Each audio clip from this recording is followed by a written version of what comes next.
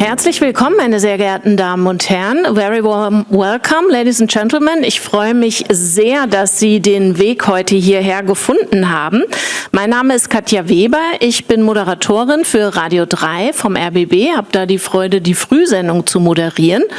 Und aber auch diese Veranstaltung hier, die wir abends ausstrahlen wollen.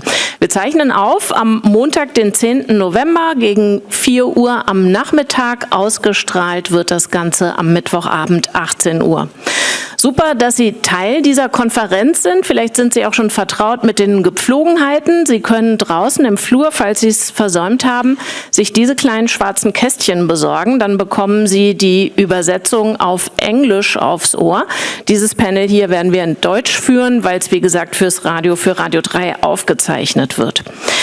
Die Übersetzerinnen sitzen hinter uns, direkt hinter diesem Vorhang, und vielleicht bedanken Sie sich bei Ihnen schon mal für die geleistete Arbeit mit einem Applaus. Danke dafür. Sie haben, vermute ich, staunend, vielleicht auch empört zugesehen, was direkt passiert ist nach Donald Trumps Amtsantritt in den USA.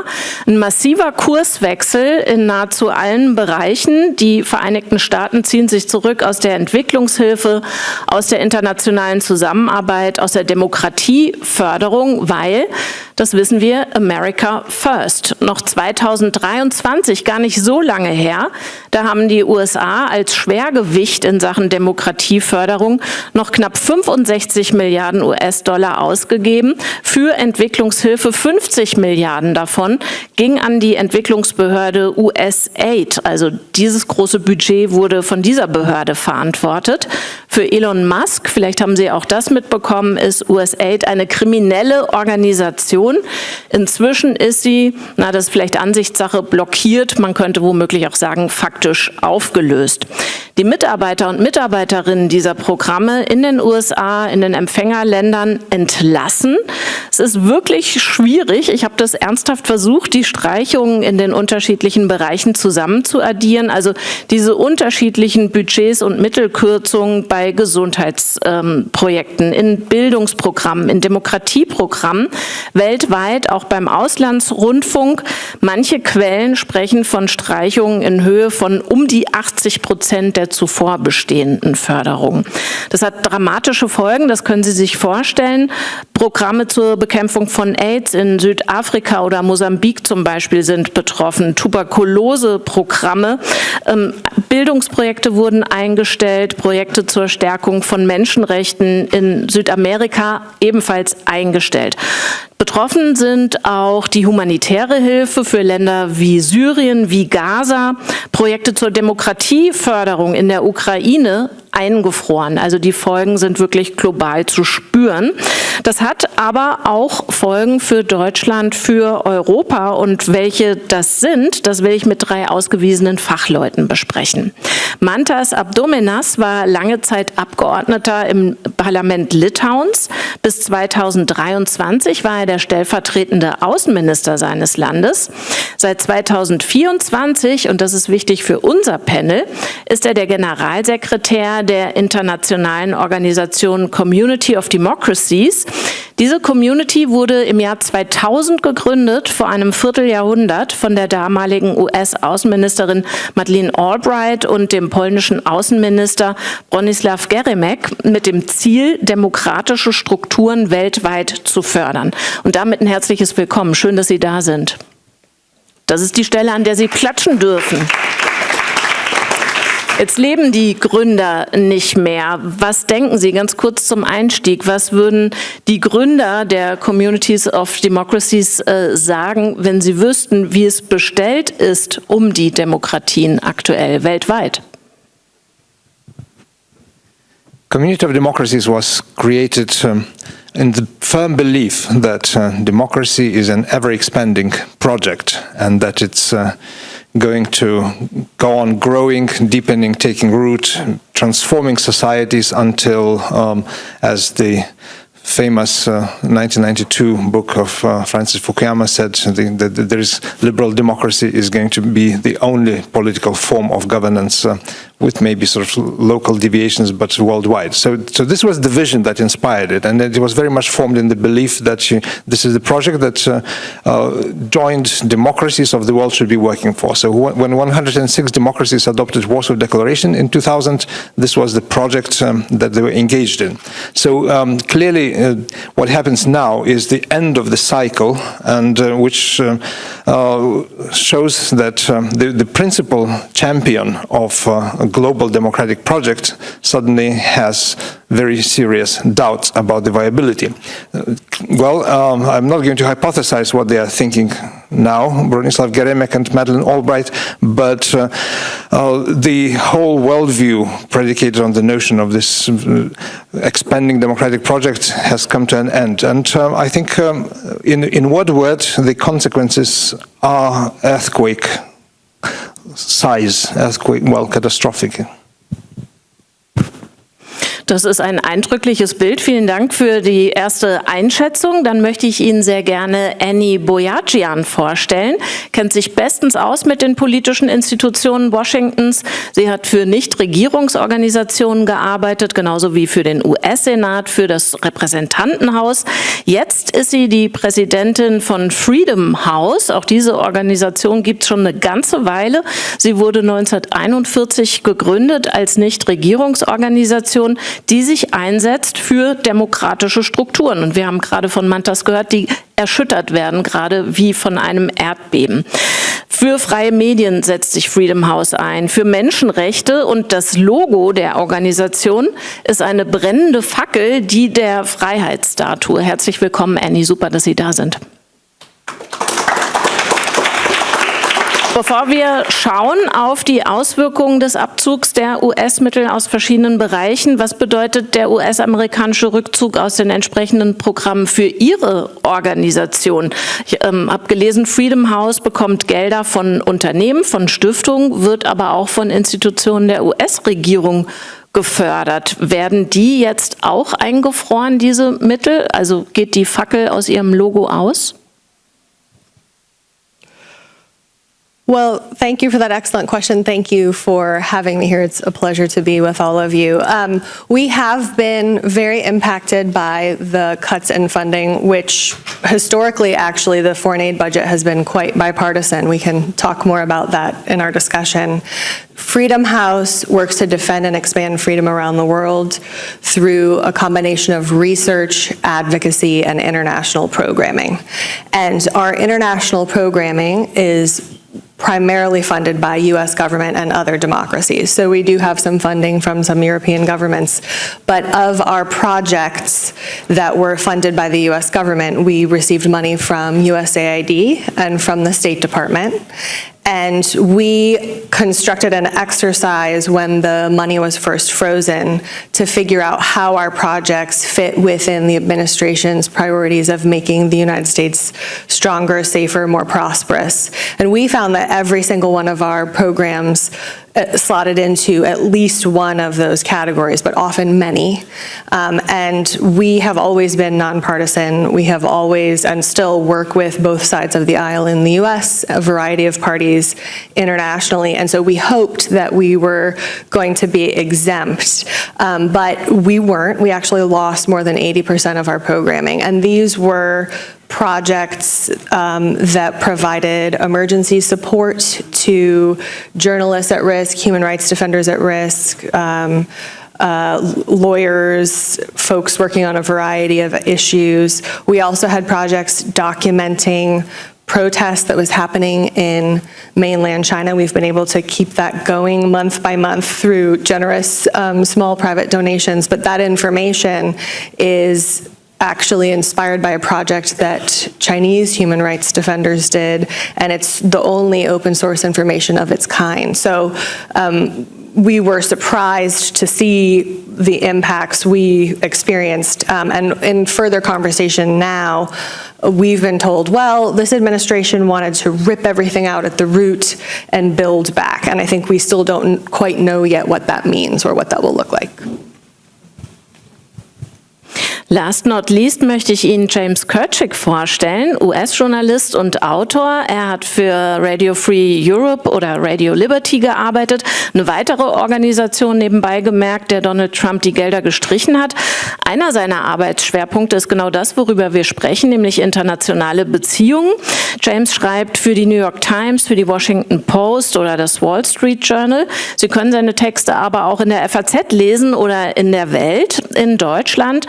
Seit Anfang des Jahres arbeitet er mit am Axel Springer Global Reporters Project und die Welt, um sie politisch zu verorten, Herr Kirchick, hat sie mal benannt als einen der bekanntesten Konservativen unter den jungen Intellektuellen in den USA. Herzlich willkommen in dieser Runde. I'm not sure what that word means anymore.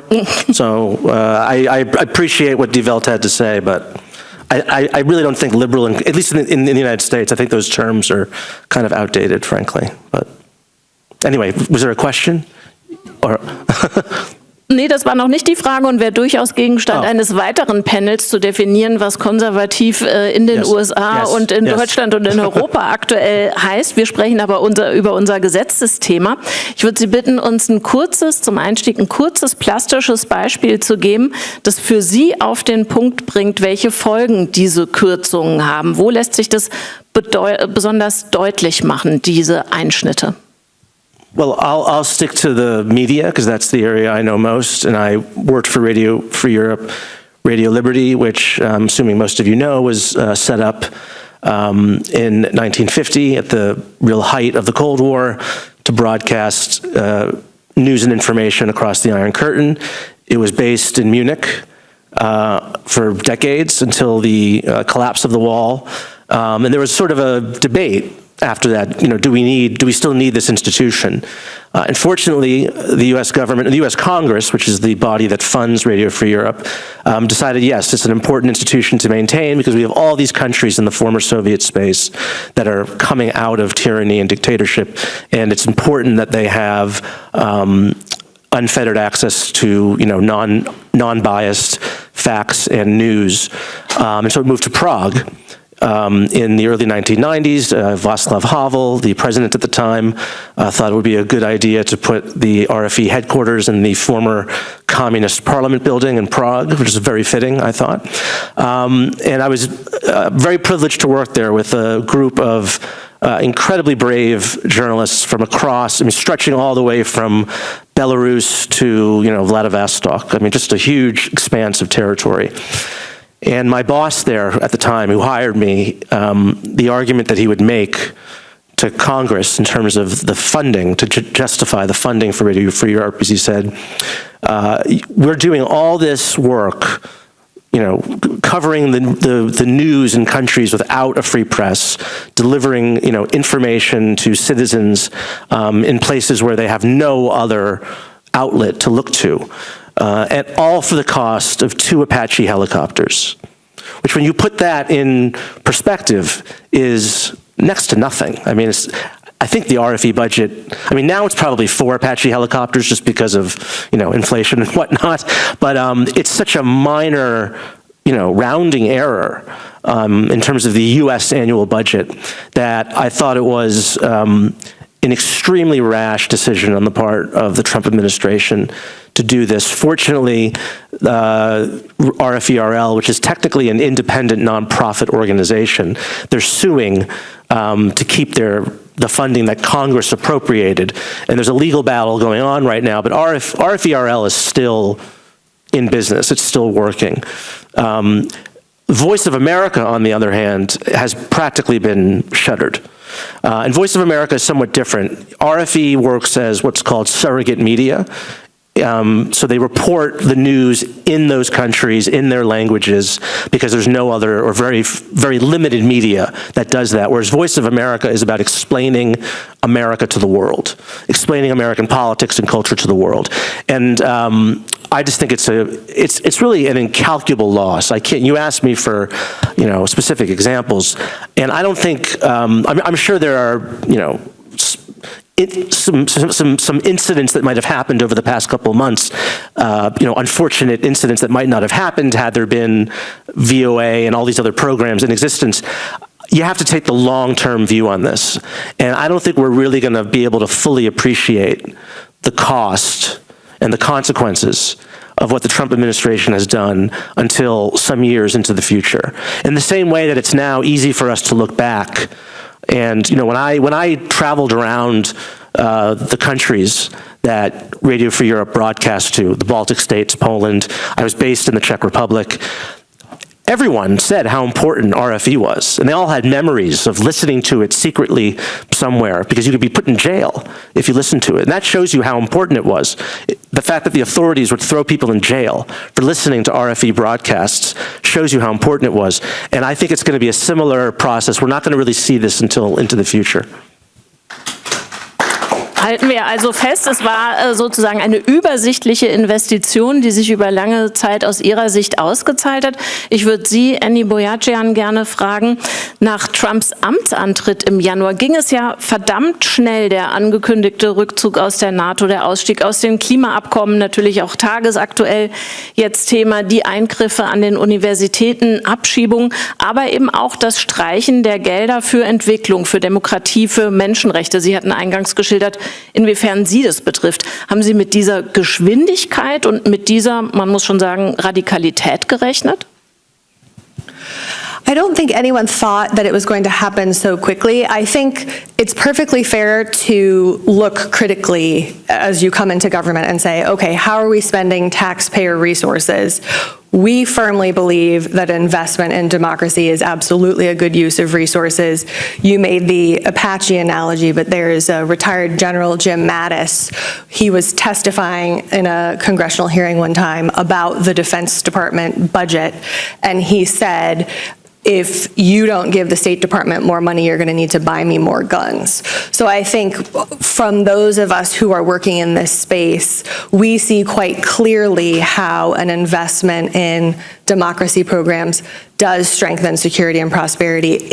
It would address, if you're working with folks on the front lines of freedom who we've been hearing from at this conference, if you're working with them to strengthen their own governments, a lot of the problems the Trump administration is concerned with, influx of immigration and other things, would be addressed. So for us, it's an important investment.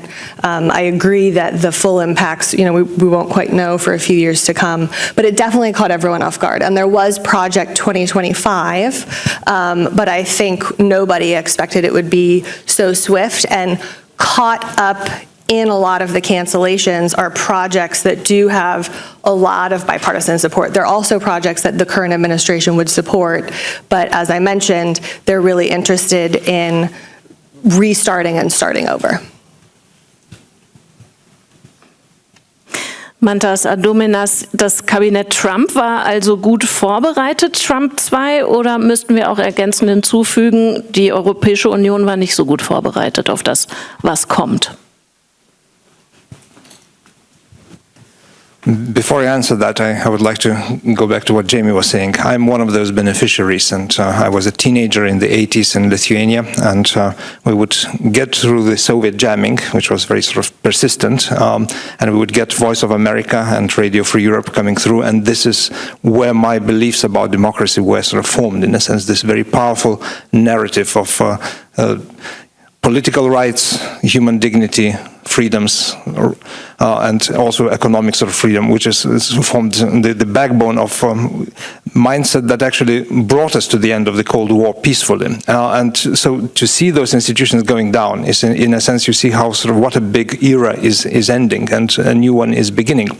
And I think with authoritarian regimes becoming more and more aggressive, nobody could envisage that actually, attack against the defensive institutions, against the institutions that help to promote and support democracy, that help to spread the objective information in those countries which have no other access to information, the work of the people on the front lines, people who are assessing the Russian war crimes, people who are calculating where the stolen children from Ukraine are, they suddenly were sort of left without any support, just left dangling there. That's one of the sort of damages, and no one could have foreseen that actually in this contested and fraught situation, any responsible administration would go and suddenly expose itself. Because apart from the very real damage to those activists who are left dangling and sometimes exposed and so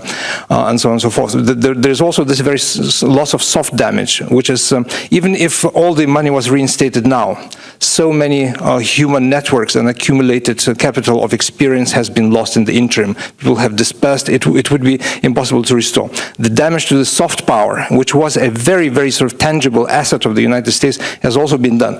I work in this intergovernmental organization and I see how suddenly, the governments, which until now sort of have been saying, that, we are sort of all for democracy, supporting that, suddenly they're out of alignment because there is no this kind of overarching value framework which keeps them in place and kind of gives the direction to efforts.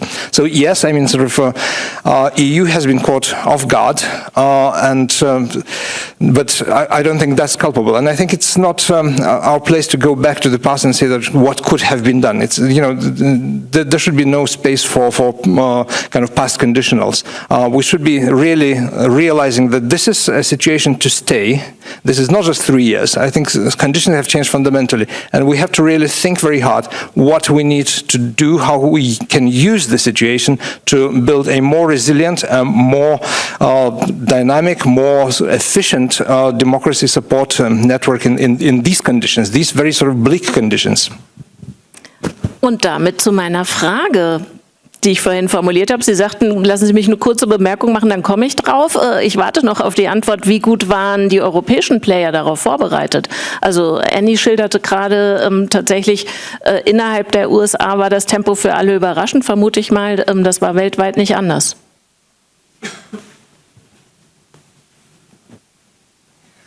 Certainly we're caught off guard, and certainly given the enormity of the contest going on, no one could envisage that this was, so yes, you're quite right, and but again, sort of now it's time for us to think very speedily on our feet how to go forward from here.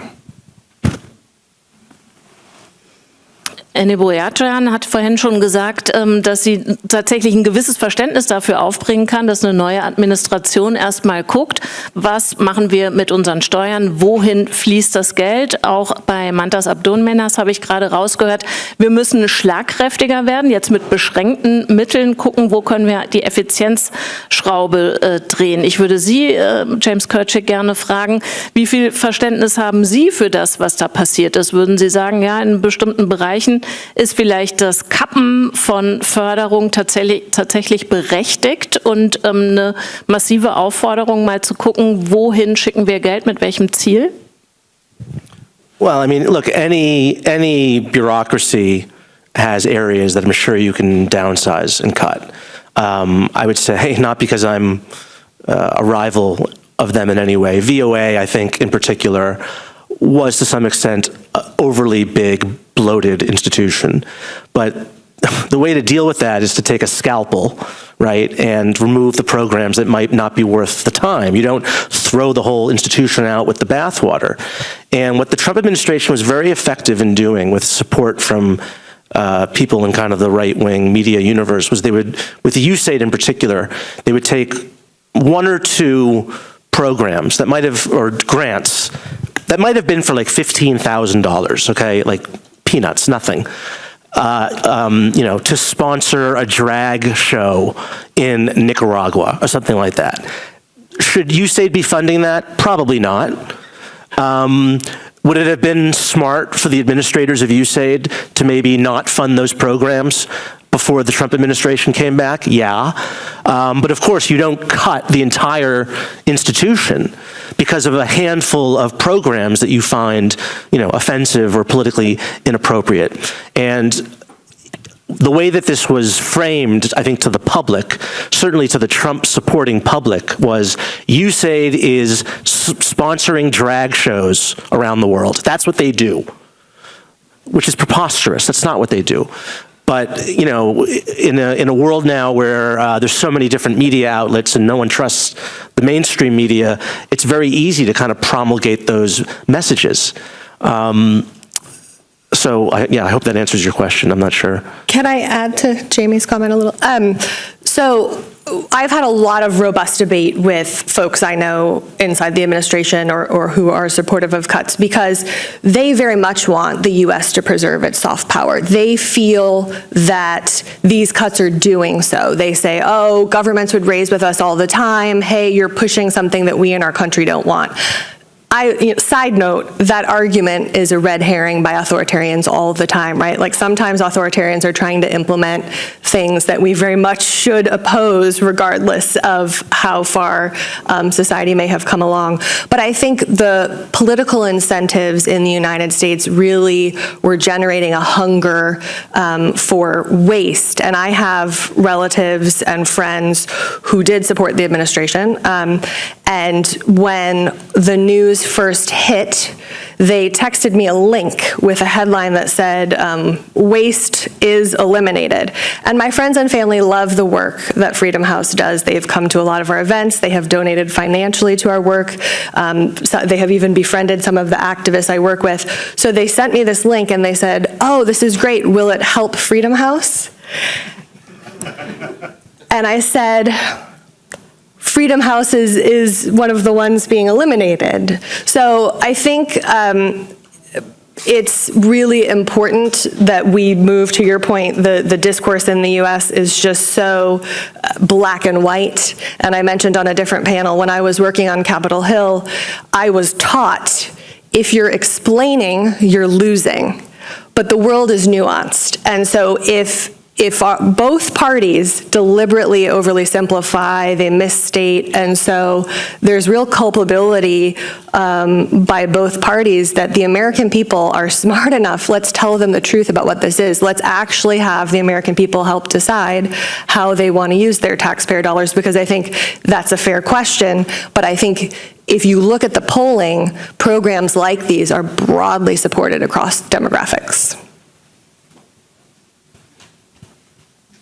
Als Nachfrage dazu, wo könnten Förderprogramme effizienter werden? Sie haben ja gerade geschildert, wie polarisiert und aufgeladen die Debatte ist. Es gibt nur Schwarz und Weiß und kein Grau dazwischen. Wie können Sie in so einem Umfeld kommunizieren? Unsere Programme sind effizient, weil. Also wie ließe sich das transportieren? It's a great question. I think it's very important, especially now, to work in public-private partnership. You know, the amount of money and the structures that have been taken down aren't coming back in their exact form. Europe is also cutting funding, and so democracies need to put their money where their mouth is and really focus in what are the needs on the ground. How do you work with the change makers in those countries who know exactly what the problems are, far better than anyone sitting at a desk in a capital, and how do you help them create programs that really will affect change? Part of the problem that we're facing now with the decline in global democracy is because for 20-some years, we've had recommendations for democracies to protect rights around the world, to enable security and prosperity, and democracies just haven't done them. We've given authoritarians a pass and not held their feet to the fire so that we can make trade deals. We've let them keep political prisoners. Those prisoners are the exact people who would help create governance structures that would enable greater prosperity and security. So I think we have to listen to folks on the ground. We have to work in creative partnership, and governments can't let funding cuts be an excuse for inaction. There's plenty that governments can do without spending a dime, including raising political prisoners by name. I was actually meeting with Vladislav Yesipenko. I'm sorry, Vlad, I butcher your name every time. He's a former RFERL Crimea journalist who was imprisoned in Crimea, and we were talking about just this topic, and I said, okay, I'm going to Berlin and I'm going to be on a panel. What do you want me to say? And he said, don't forget to raise the prisoners. Don't forget to raise the human rights abuses, because media has a huge role to play in this, and so do governments. Something as simple as ensuring that people are getting their medicine can be life-changing and can actually help the folks who are the change makers survive. I just want to add, there are RFE journalists in jail, in prison, in the countries that RFE broadcasts to. So to have the American government try to cut off funding to an institution like that, where people are literally risking their lives to do their jobs, I think is just shameful. And if you want to make the argument why it's a bad decision, why RFE is effective, going back to what I said at the very beginning of people being arrested during the Cold War era, there's a horrible woman named Margarita Simonyan, who's the head of RT, the Russian government international propaganda network. She was so happy when this was announced. She was gloating on Twitter. And why shouldn't she be gloating? Because if she had her way, that's exactly what the US government would be doing. It'd be cutting democracy promotion programs and eliminating RFERL and VOA. It makes her job a hell of a lot easier. Auf die Reaktionen im Ausland würde ich tatsächlich gerne später noch kommen und Sie, Herr Dominas, vorher noch mal fragen, da Annie Boyajian ansprach, den Rückgang von demokratischen Strukturen weltweit. Tatsächlich ist das ja vielfach belegt durch Untersuchungen, durch Studien. Die staatliche Organisationsform namens Demokratie ist weltweit in Bedrängnis, nicht in Staaten, die wir ohnehin als autoritär oder autokratisch erkennen. Nehmen wir den Bericht Global State of Democracy für 2024. Danach war 2024 das 9. Jahr in Folge, in dem mehr Länder einen Rückgang bei der demokratischen Qualität verzeichnet haben als eine Verbesserung. Und diese Erosion betrifft Länder in allen Weltregionen mit genau der Polarisierung, die Sie hier geschildert haben, also auch entwickelte Demokratien. Das muss Sie ja natürlich als Generalsekretär der Community of Democracies ganz besonders treffen. Wieso hat dieses Modell weltweit, also wenn wir nicht auf Nuancen gucken, sondern nur auf den globalen Trend, derart stark an Strahlkraft eingebüßt?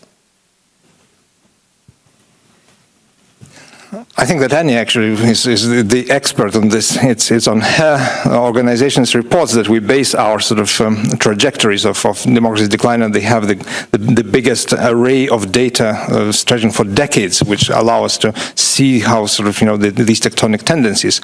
But of course, I mean, as I said at the very outset, Community of Democracies was built on the idea that democracy is an ever-expanding project. Now it has to function in the conditions where it is constantly under threat, and I saw that as my mission as a Secretary General, who started just over a year ago, how to make this network of by now only 30 governments, not all of them actually democratic anymore. We have Hungary in our midst, and there was 3 years ago an attempt to throw Hungary out. We're one vote short. But so how to make this network of broadly or majority democratic governments meaningful when democracy is under decline. What we can do is build resilience in very concrete ways. I mean, there are countries that have developed very good ecosystems of combating disinformation and information manipulation. Others, like Latin America. Hätten Sie ein Beispiel für so ein Land? Yeah, Finland, Lithuania, Estonia, Poland. Most recently, sort of what Moldova was doing is absolutely sort of wonderful, and this shows how democratic solidarity coming to work with political will, which is sort of absolutely important, and with kind of renovated institutions can make an election which was absolutely everyone was saying was going to go sort of in according to Russia's playbook. Suddenly it was a surprise win for democracy and for European. So there are these experiences, and on the other hand, in the global south we have countries, democratic countries, which are only now coming to realize that look, I mean, information manipulation is not a kind of mosquito in the room type of nuisance. It is a vital threat, and this is something we are helping countries to realize. Another area is transnational repression, how to make our freedom fighters safe in your country so that they're beyond the reach of these regimes. And again, when I was deputy minister, I worked myself together with colleagues from Freedom House building this shield to protect Russian and Belarusian Democrats in our country so that they are safe there, and bring them over. I signed 2,500 visa applications from Belarusian dissidents myself, with this hand, literally, because we had to bring them over, through third countries occasionally in the very last minutes of before the arrest. So there are concrete ways how to bolster resilience, but tectonic process is not going to change until we rethink on a much more global stage. What are the preconditions? What is our strategy? What is our vision? How do we go about it? Cold War was won not in the 80s. It was won in the late 40s and 50s when people created the structures and the institutional apparatus that for decades was working what seemed to be a kind of hopeless and doomed task of chipping away at the totalitarian ideologies. And then they in the late 80s, it was crowned by victory. But that was decades of people, some of whom did not live to see the results. So now we have to realize that the question of democracy's survival is going to be the determining issue for the decades to come. And we have to set about building up the new ecosystem of institutions, a new ecosystem of actors, not trying to replicate what was before. And actually, that's where I want to be a devil's advocate. Not everything worked. The fact that we had 19 years of democratic decline means that the whole ecosystem of democracy support was not working. So it's no use crying over spilt milk, no use going to the past and thinking what could have been done differently, but how we can use this situation to create a new project of global democracy victory. Legen Sie das Mikrofon nicht weg. Ich hätte nämlich direkt die Anschlussfrage. Was könnte denn so ein neuer Ansatz sein? Also Sie alle haben das jetzt mit unterschiedlichen Worten formuliert. Wir brauchen neue Institutionen, neue Allianzen. Und Sie sprachen jetzt von neuen Ansätzen. Haben Sie ein ganz plastisches, konkretes Beispiel für mich? Well, we are actually working, there's a lot still to work out, and we've had people say, you're kind of crazy to try this now. But we at Freedom House are working on a global freedom fund. So it would not be to the scale of, the amount that the US government has cut. But can we get public-private partnerships? Can we get banks and donations from corporations, foundations, and governments involved in the creation of a fund that would benefit not just Freedom House, but organizations like us, folks on the ground, to really zoom into this moment? Because to your point, Montes, it's critical. We need to succeed now. Authoritarian governance is easy, which is part of why they're able to zoom into the gap we've just left. And so interestingly, perhaps for some folks who don't spend a lot of time up on Capitol Hill, there is support for this even from Republicans. So we could have a whole other panel about why that is, but we're hopeful that this could maybe be at least part of the solution moving forward. Vielen Dank für das Beispiel. Ich würde Sie beide auch gern bitten, nochmal Ihre Idee für so einen neuen Ansatz zu schildern. Bitte sehr. Well, first of all, I think we should allow creative destruction to do its work at the moment. Yes, there was quite a lot of effort which was dictated by supply. There was money, so there was motions to go through to acquisition that money, as it were. And this part of the sector is now going out of business. But what survives and what looks for new ways for to do more with less, to create flexible alliances and cooperate together to bring meaningful effort. This is what is the green shoots of the future. The organizations that don't necessarily require a lot of funding, but can do meaningful results at the moment. I'm not saying that funding is not needed, but this is in essence what these shoots will grow into trees if then we start watering them. What works? I mean, again, looking at this field from my perspective, there were very worthwhile initiatives.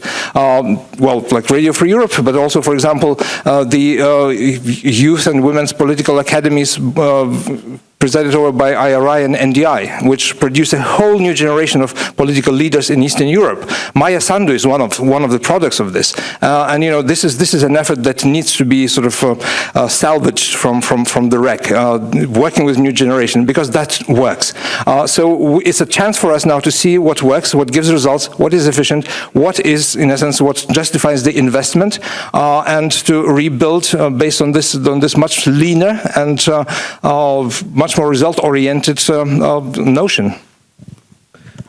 Was zeichnet sich für Sie ab an Kontur solcher neuen Ansätze?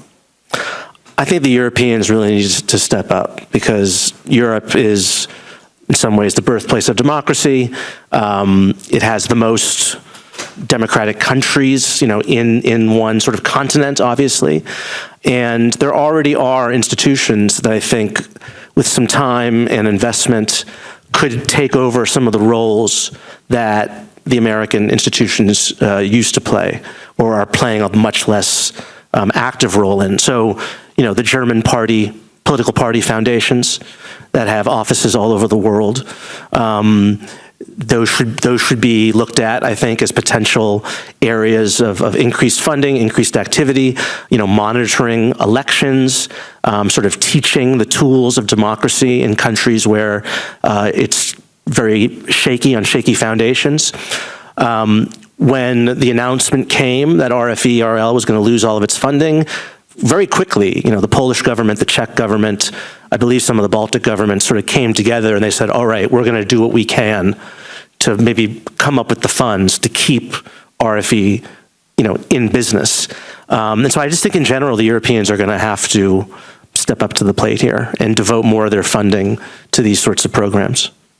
Can I just butt in very quickly? I mean, there are vehicles of European funding. There is European Endowment for Democracy, and it's not being increased. I think that we, when we say this, we should also realize the enormity of the kind of political turnaround, of injection of political will which is needed. I mean, European countries like Germany, France, UK, others have to realize that support for democracy is an existential priority, and put it among policy priorities in the same way that defense is being put in the policy priority by sort of Russia's invasion of Ukraine.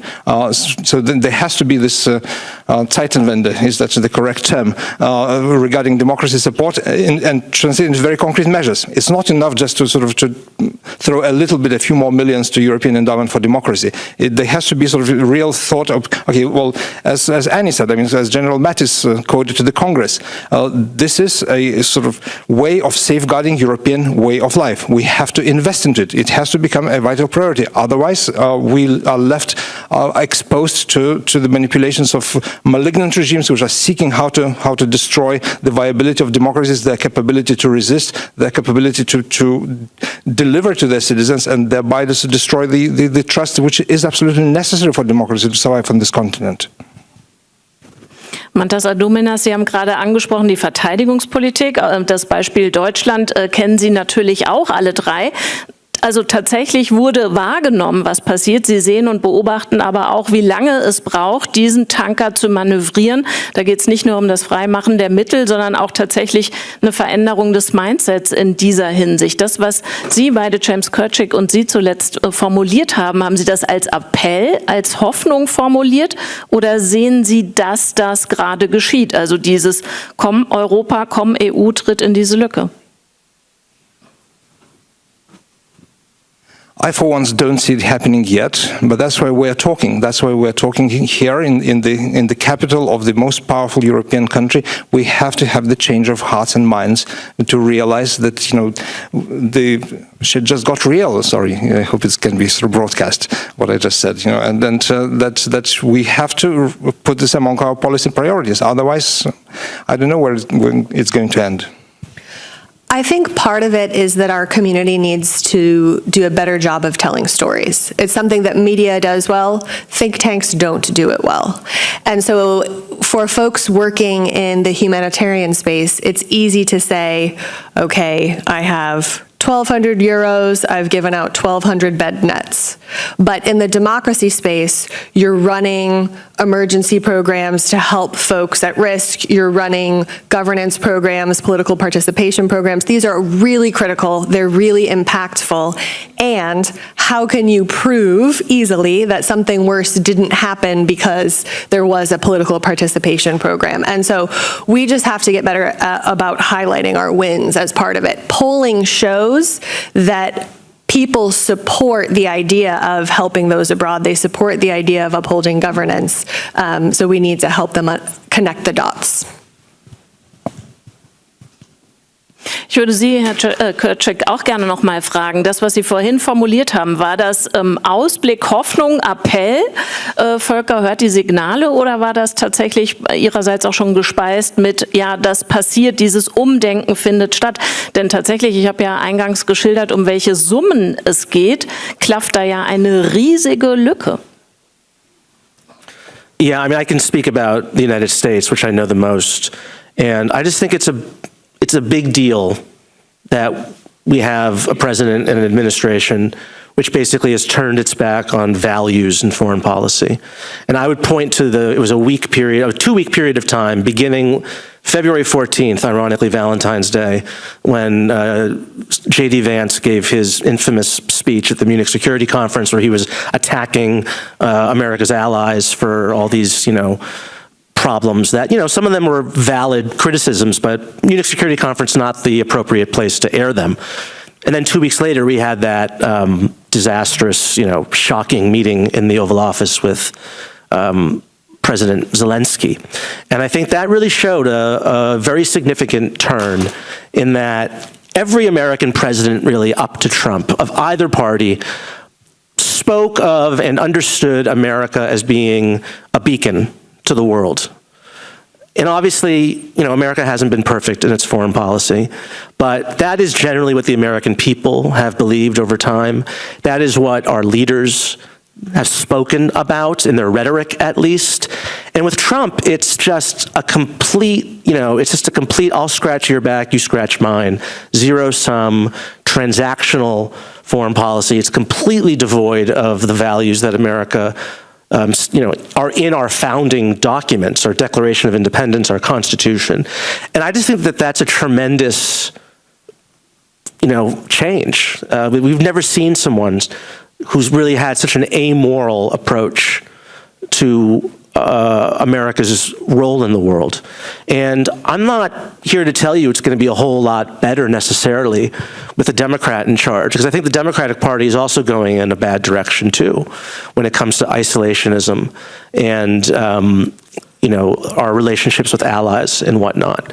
And so this is going to be a period, I think, I'm not going to make an exact comparison, but, we had a long isolationist period in the United States between the end of World War I and really until Pearl Harbor. I mean, it wasn't until Pearl Harbor happened that Americans were sort of, shocked into realizing, hey, we can't be isolationist anymore. We have to engage with the world. And so that was, a 2 decades long period of just, we're not going to pay attention to the world. We're not going to involve ourselves. And I hope that this current spell that we have now doesn't last as long, but I do think we are in the beginnings of it.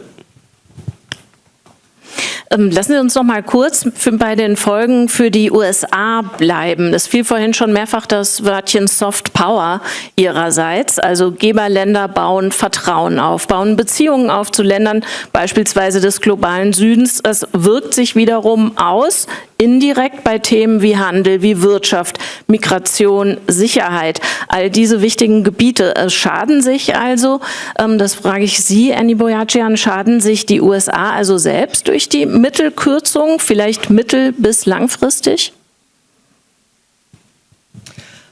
I think that we will have effects of this that we're dealing with for quite some time. I do think that turning away from norms, undermining governance structures will definitely damage relationships. I've already heard that directly from a lot of European governments we work with, that they feel a lack of trust and that they feel like that can't necessarily be easily restored. At the same time, we have seen the Trump administration be willing to take steps that frankly other democracies wouldn't, right? Because the administration is willing to engage in those transactional conversations, he has been able to get prisoner releases, for example. So I think it's really important that we be honest about the way that this will have negative effects, and also think about, we're nonpartisan. We've tracked a decline in U.S. democracy over the last decade plus.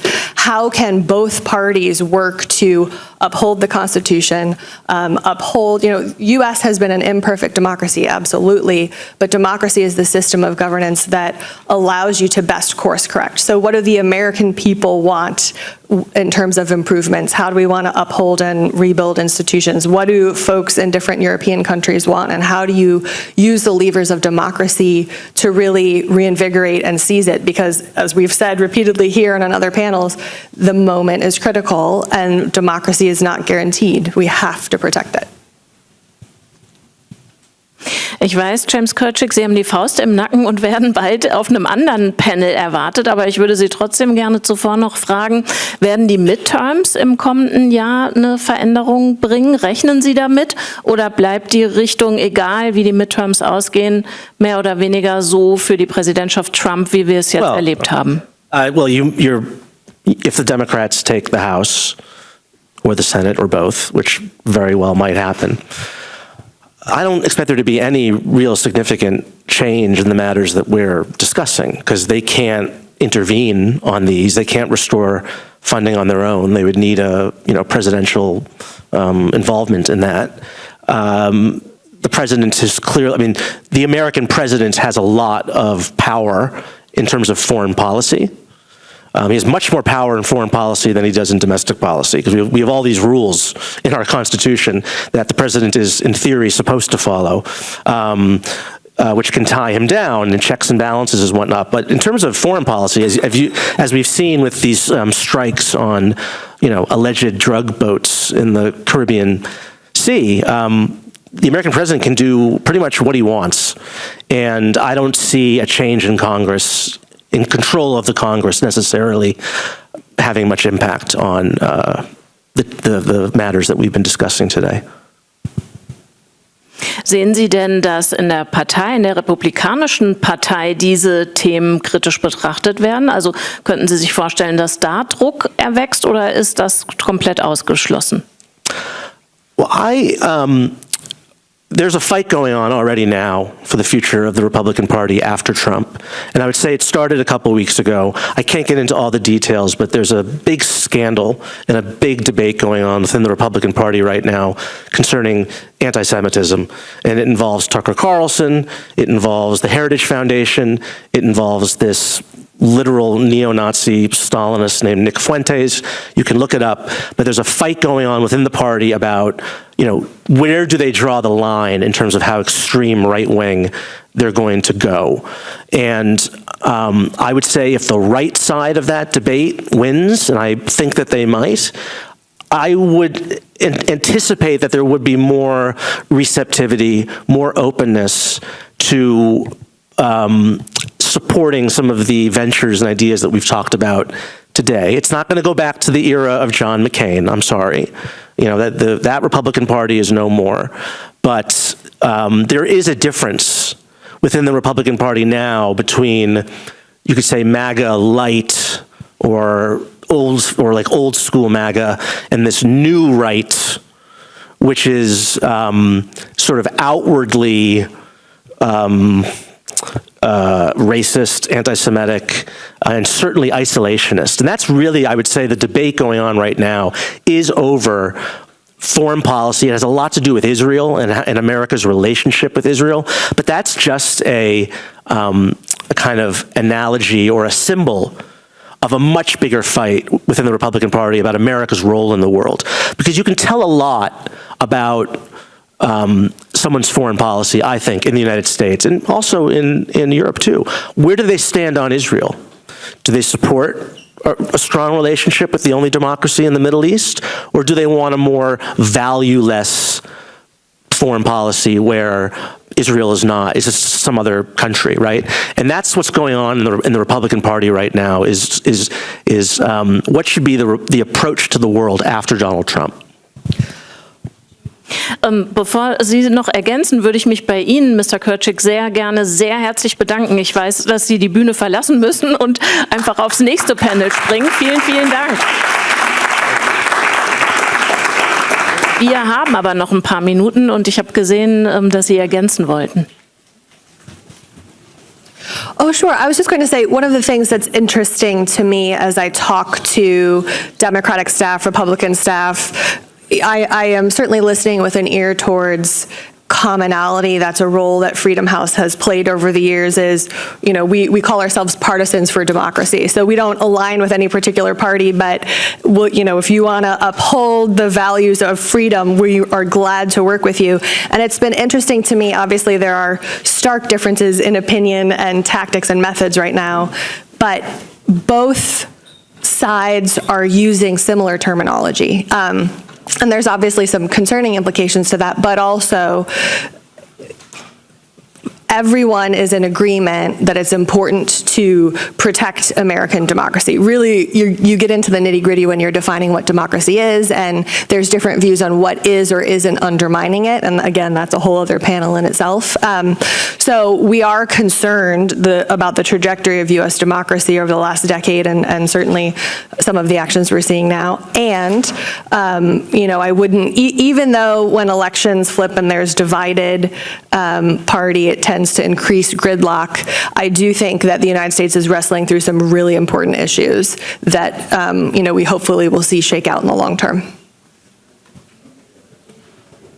James Kirchig hat eben schon Reaktionen aus anderen Staaten angesprochen auf die Kürzungen, über die wir hier diskutieren. Und dazu würde ich Sie gerne noch befragen, Mantas Adominas. Ein paar Reaktionen stelle ich jetzt einfach hier mal vor. Der ungarische Ministerpräsident Viktor Orban und Dmitri Medvedev, der Gefolgsmann Putins, haben gejubelt angesichts der Streichungen, über die wir hier sprechen. Iranische Staatsmedien haben die Entwicklung begrüßt. Der ehemalige US-Botschafter in Russland hat gesagt, die Schließung von USAID ist genau das, was Autokraten auf der ganzen Welt wollen. Und vielleicht noch eine deutsche Stimme, die von Volkmar Klein, Sprecher der Unionsbundestagsfraktion für wirtschaftliche Zusammenarbeit und Entwicklung. Zitat: Den Chinesen kann nichts Besseres passieren als ein amerikanischer Rückzug. Teilen Sie die Befürchtungen, die ich hier zitiert habe? Also Autokraten werden dieses Vakuum, das die USA lassen, mit Freuden füllen.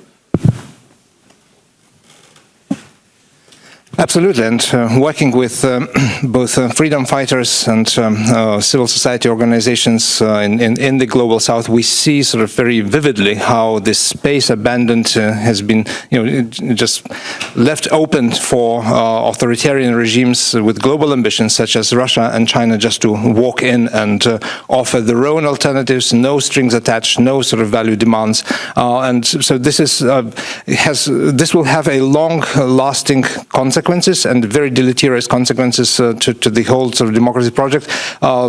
Democracies will be weakened in the part of the world where they're at the most fragile, in the global majority countries, in the global south, and we will sort of struggle for a number of years to try to reverse that. Even if we put sort of our mouths where our hearts where our mouth is, or whatever is the saying. But you know, but we really need to do that. And a very concrete example: when I was deputy minister of Foreign Affairs, I would get these briefings going. I covered also Africa and Middle East countries. I would go into a country X. I would get this folder where, first of all, there would be trade interests.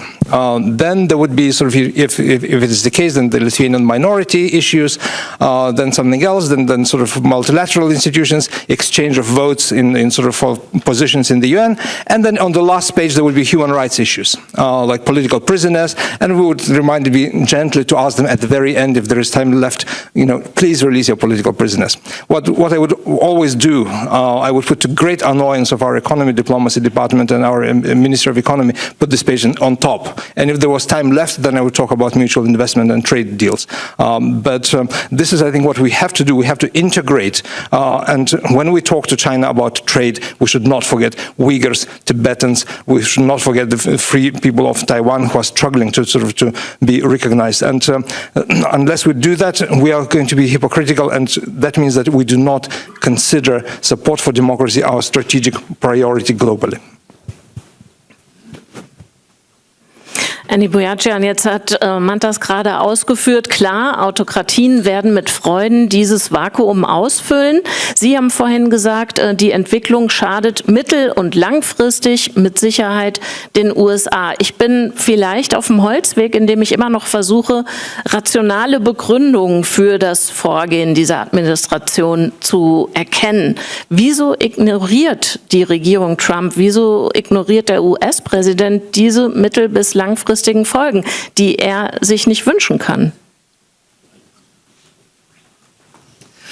Well, obviously I can't speak for what they're thinking and what they are or not ignoring. I would say they are making calculations that I would not make if I were sitting in that same seat.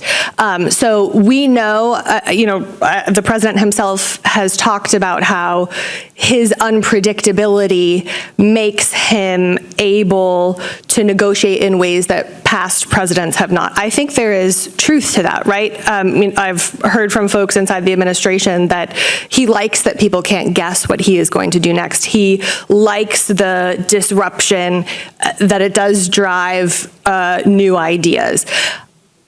Again, a whole panel just on this, but I do think that, we've already seen different authoritarian governments being glad that the United States is no longer in places that we were.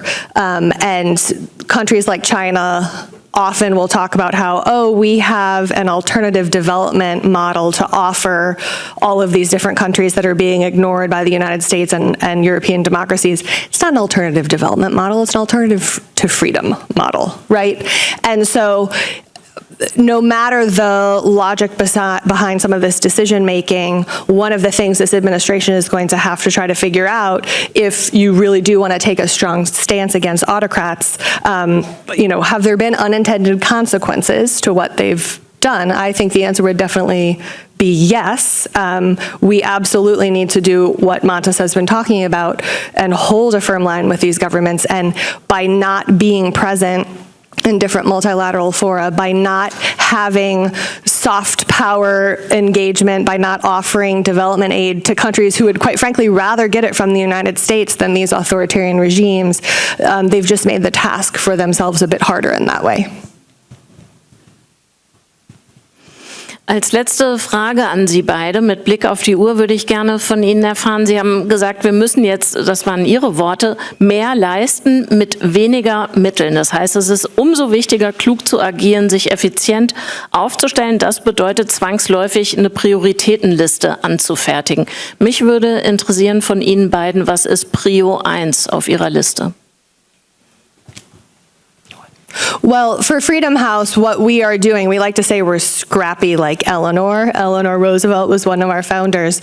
We are really leaning into the moment. Our vision and mission are the same, a world where all are free, but how do we meet the moment? And for us, number one priorities are protection of human rights defenders around the world, whether they're under threat in their own country, whether they're put in prison, whether they're forced to flee abroad and are then needing to reestablish their lives, and they're being targeted by transnational oppression.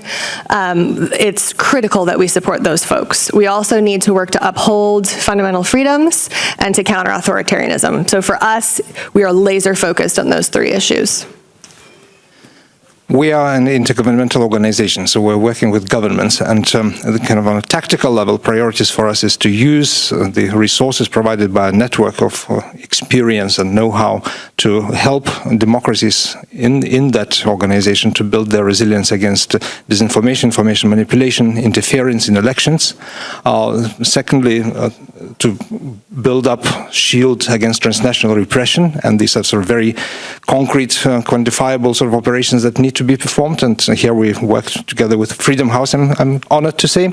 Also to address polarization, which I think is threatened, so build resilience to polarization. If it, that's more nebulous, but I think it's absolutely crucial and burning issue. So that's on a tactical level. On a kind of strategic, we want to, being at a cross-section of governments, parliamentarians, civil society institutions, kind of crossroads and attention gazes crossing, we would like to exploit the situation to start working on building a new vision, a new narrative for democracy in the 21st century, realizing that the narrative that brought us to this point is outdated and in many ways no longer inspires. So a strategic question for us is to work together how to make democracy sexy again, and about this is going to be our next panel on stage 3 in 25 minutes.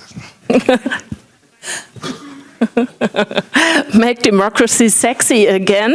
Das ist also sozusagen der Auftrag. Haben Sie vielen, vielen Dank, Mantas Adominas, Anni Boyacian und James Kirchick, schon bereits in Abwesenheit. Danke sehr.